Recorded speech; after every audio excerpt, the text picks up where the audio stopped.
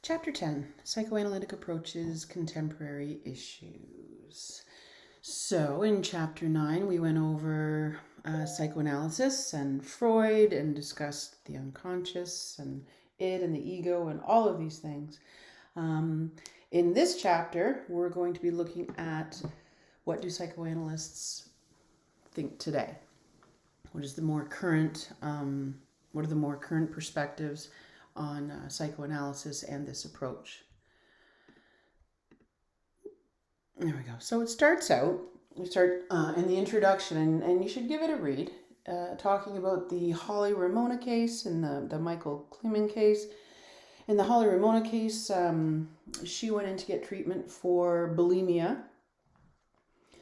And after speaking with her counselor or her psychologist, she started recalling incidents of sexual abuse from her father in childhood. The father, he fought these charges and he ended up winning.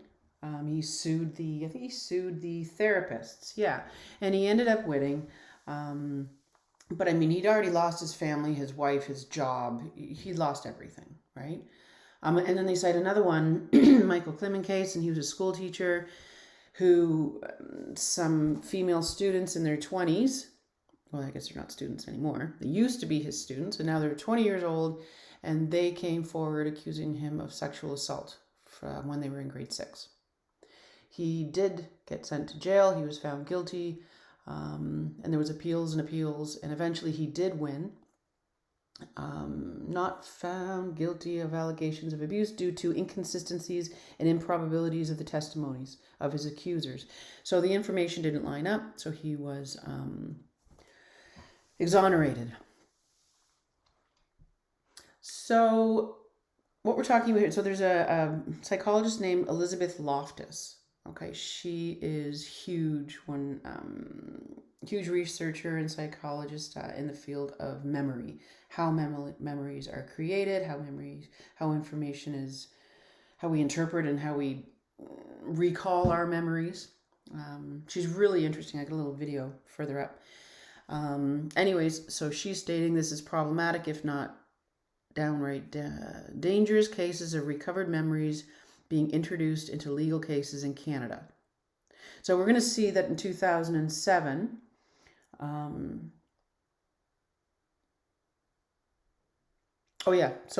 2007, they took a stand on things like hypnosis, recalling memories. You're not allowed to do that anymore, simply because of all the research that seems to show that these memories are not always true. So anyways, what do these cases tell us about the psychoanalytic idea of the motivated unconscious, right? So motivated unconscious is Freud's term. They don't use motivated anymore. Is there scientific evidence for motivated repression? Is there any evidence to validate or show that people do actually repress their undesired thoughts and feelings and whatnot, impulses? To answer these questions, we examined contemporary revisions to the classical psychoanalysis. Okay, so like Freud would say, yes, you would repress all of these things if you were sexually assaulted, and then they would leak through. Remember the iceberg metaphor? They leak through into your consciousness, and that's what caused her bulimia, right? So people who are advocates of Freud and believe that you do repress unwanted, we're going to talk about how that works. I'm just going to leave it instead of saying everything on the very first slide. So in this video, we're going to do number 1, the neo-analytic movement, repression and contemporary research on memory, and contemporary views on the unconscious. Then we're going to move on to Erikson's 8 stages of development. So Erikson was one of Freud's students, and he came up after with ego psychology. So Freud's was all about, mostly about the id and these desires and impulses and sex and death and all of these things. Now his student, Erik Erikson, He took more of a role perspective that the ego does play more of a part than Freud said. So he created ego psychology. And then next we'll do objects relations theory, which I'll tell you about that when we get there. So many of Freud's ideas have not stood the test of time. Others have, and they've been incorporated into this new version of psychoanalysis. Psychoanalysis is best thought of as a theory containing ideas inspired by Freud, but now it's been modified. Psychoanalysts they don't write about the id and the superego and repressed sexuality and all of these things. They liken treatment to archaeological expedition in search of forgotten memories. So they don't go searching in someone's head for these repressed feelings and beliefs as explanations for their behaviors. They don't do that anymore. Today's focus is more on childhood relationships and adult conflicts with others. So psychoanalysis is all about relationships starting in childhood, and that is how personality is formed, right? Not with the id anymore. So Drew Westen, contemporary psychoanalyst, does a lot of, they cite him a lot in the text. He's like the big guy in current psychoanalysis. They argue that contemporary psychoanalysis is based on the 5 postulates. Okay, unconscious plays a large role in life, for sure. But it doesn't rule everything. It just plays a large role. Behavior reflects compromises in conflict between mental processes. Okay, not the id and the ego and all of this going on. Childhood plays an important role in personality development, particularly in shaping adult relationship styles. There it is again, adult relationship styles. You can remember contemporary psychoanalysis is all about how we view relationships, how we come to understand relationships, and then the relationships that we do form. The 4th one, mental representations of self and others guide interactions with others, are mental representations. And personality development involves not just regulating sexual and aggressive feelings, but also moving from an immature, socially dependent way of relating to each other, again, relationships, to a mature, independent relationship style. And in the end, it's going to argue that this neo-analytic approach has a lot more empirical support than Freud's did.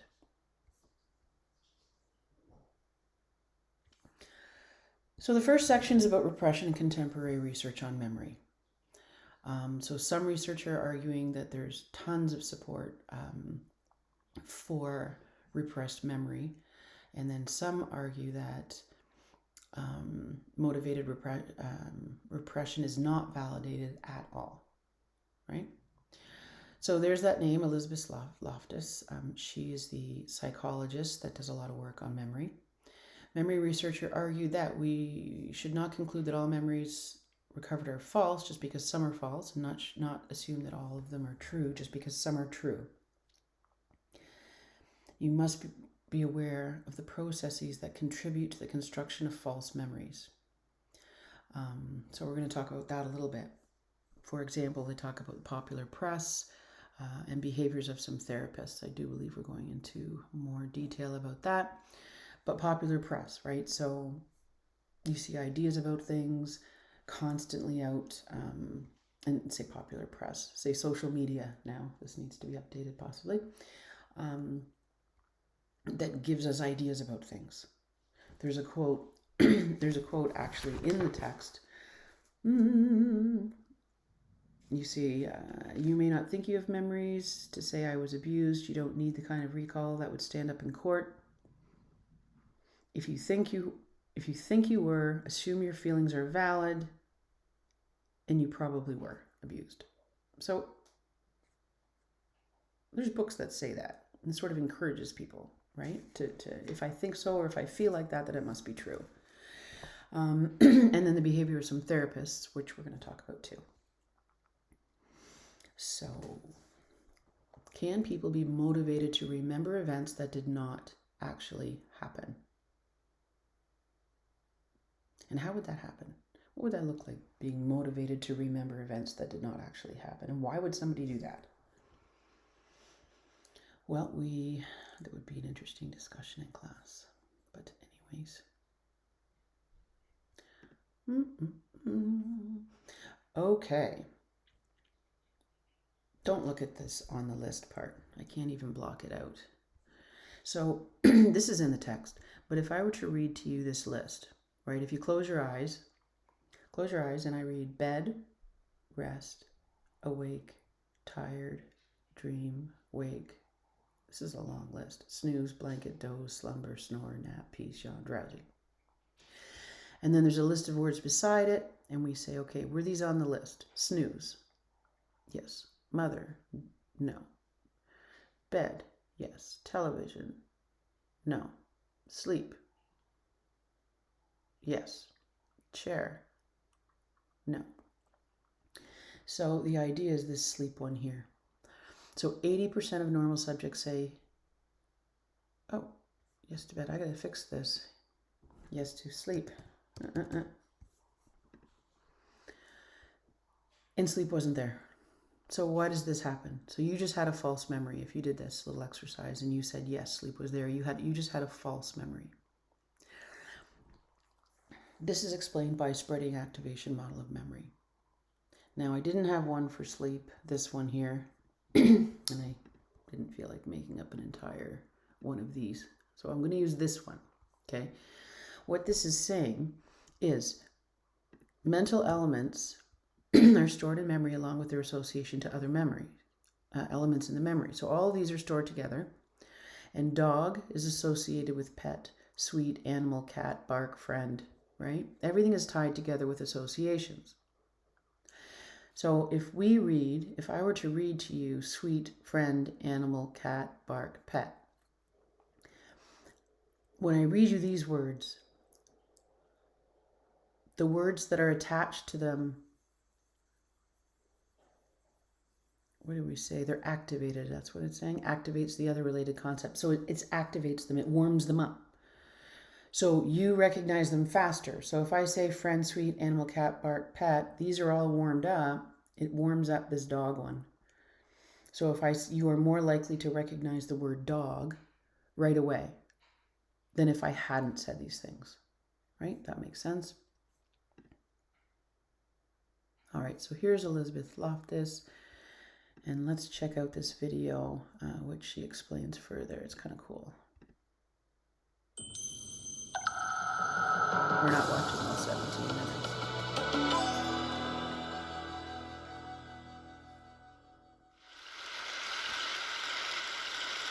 I'd like to tell you about a legal case that I worked on involving a man named Steve Titus.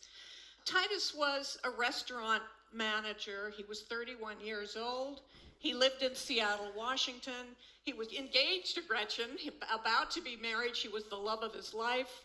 And one night, the couple went out for a romantic restaurant meal. They were on their way home, and they were pulled over by a police officer. You see, Titus's car sort of resembled a car that was driven earlier in the evening by a man who raped a female hitchhiker. And Titus kind of resembled that rapist. So the police took a picture of Titus. They put it in a photo lineup. They later showed it to the victim, and she pointed to Titus's photo. She said, "That one's the closest." The police and the prosecution proceeded with a trial, and when Steve Titus was put on trial for rape, the rape victim got on the stand and said, "I'm absolutely positive that's the man." And Titus was convicted. He proclaimed his innocence. His family screamed at the jury. His fiancée collapsed on the floor sobbing, and Titus is taken away to jail. So what would you do at this point? What would you do? Well, Titus lost complete faith in the legal system, and yet he got an idea. He called up the local newspaper. He got the interest of an investigative journalist, And that journalist actually found the real rapist, a man who ultimately confessed to this rape, a man who was thought to have committed 50 rapes in that area. And when this information was given to the judge set Titus free. And really, that's where this case should have ended. It should have been over. Titus should have thought of this as a horrible year, a year of accusation and trial, but over. It didn't end that way. Titus was so bitter. He'd lost his job. He couldn't get it back. He lost his fiancée. She couldn't put up with his persistent anger. He lost his entire savings, and so he decided to file a lawsuit against the police and others whom he felt were responsible for his suffering. And that's when I really started working on this case, trying to figure out, how did that victim go from that one's the closest to I'm absolutely positive that's the guy? Well, Titus was consumed with his civil case as he spent every waking moment thinking about it.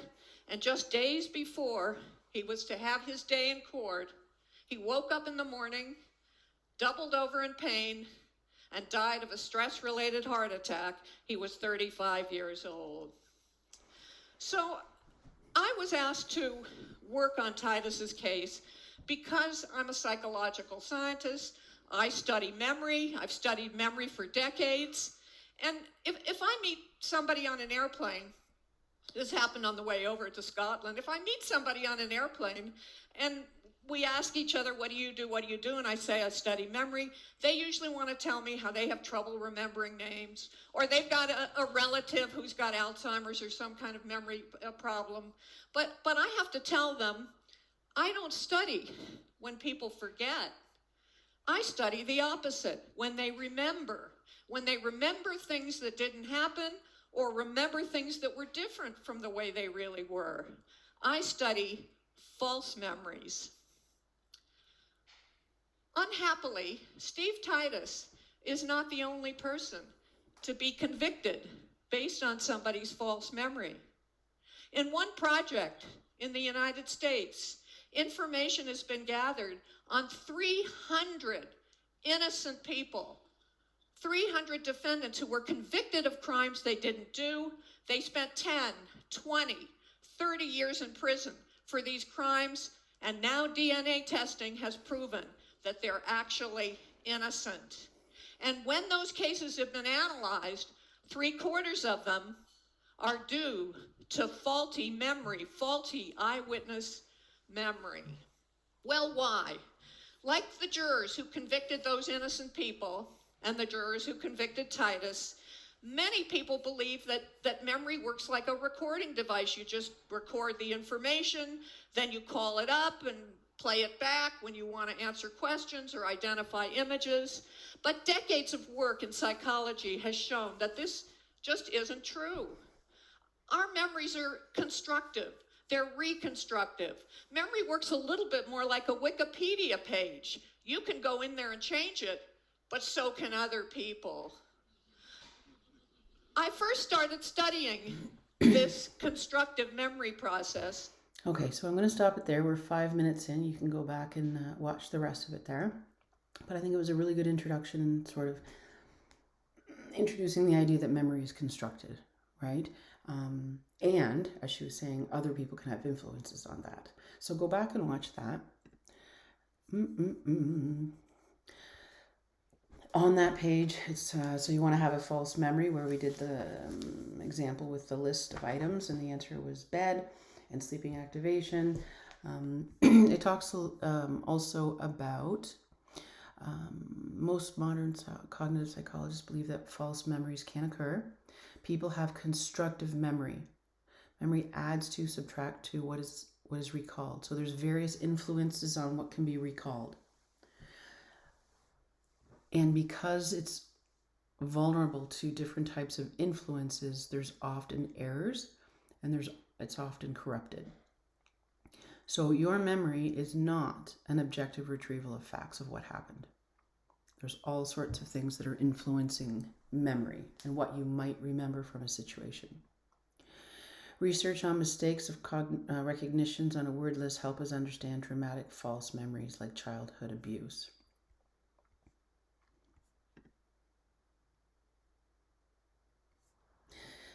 Technique used to encourage patients to reflect. So they use hypnosis quite a bit. So research indicates that hypnosis does not improve memory. It used to be thought that when people are under hypnosis, that they were going to be revealing truths. When they've actually found that hypnosis can actually increase memory distortion. Research has found that people under hypnosis are more imaginative, they're more emotional, and they're more spontaneous. Which is why the use of hypnosis in court was prohibited in 2007.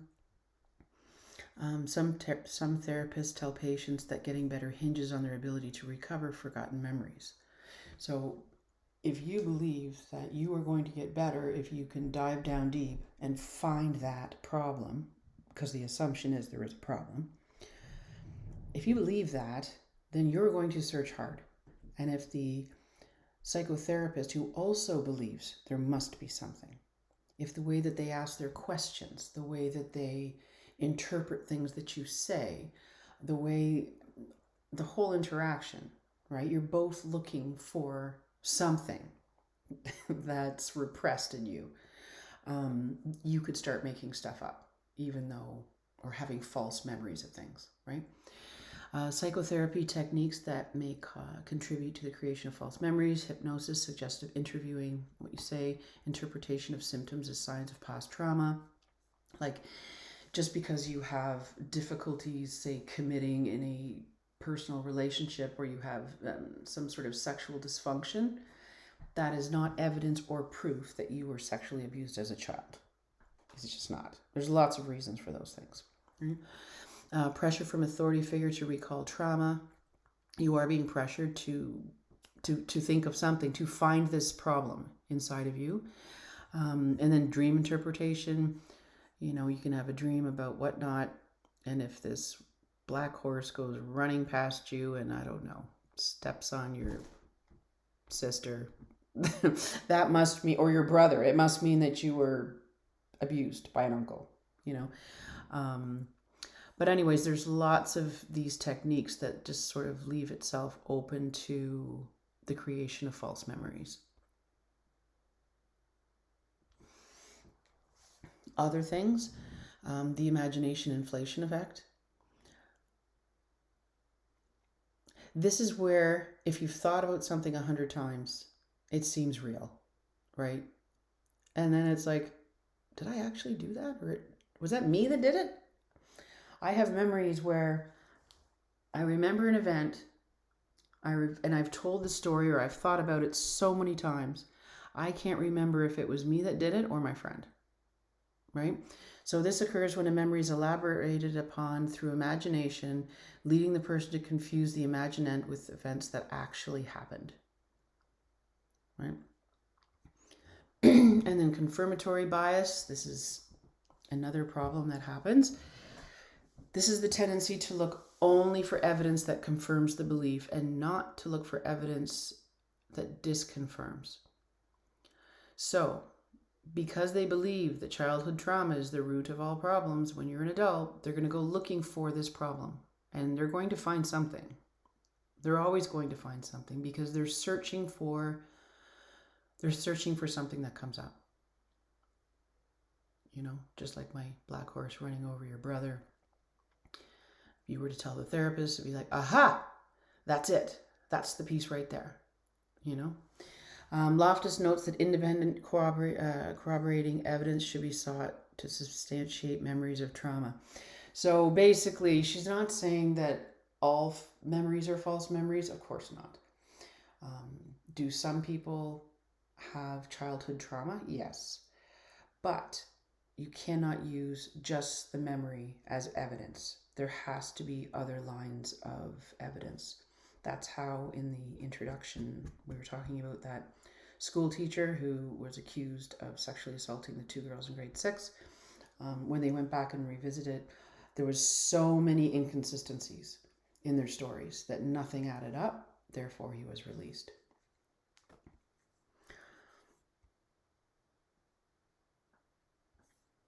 So, what do they think now? They use the term, it's more correct to say cognitive unconscious as opposed to motivated unconscious. Motivated unconscious is Freud, and that's id. When you say motivated unconscious, it doesn't have a life of, it implies that it sort of has a life of its own. Your unconscious is motivated to do this, and your id is, actively acting out.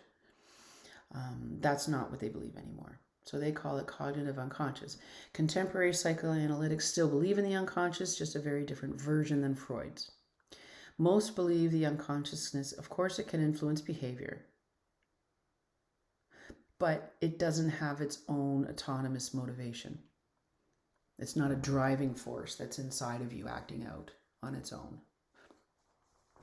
So you have an unconscious, there are things in your unconscious, and they're just floating there. They're just there.